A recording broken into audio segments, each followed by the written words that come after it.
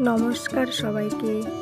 আজ করব জীবন ঠান্ডা, তার জন্য নিয়েছি 5 গ্লাস জল। আমাদের বকুল তলায় ভিড় জমেছে, বসেছে মেলা, দেখতে যাব আমি তুমি।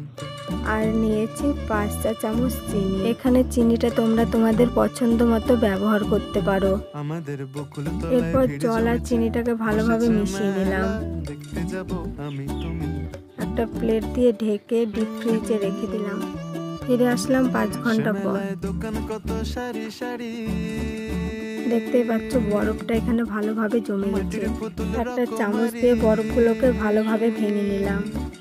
সে মেলায় দোকান কত সারি এরপর সারি, দিয়ে মাটির দিচ্ছি পুতুল রকমারি, লেবুর রস, সেথায় বাউল ফকির হাসি, দিয়ে দিচ্ছি মুখের বিট বুড়ো লবণ। বুড়ি।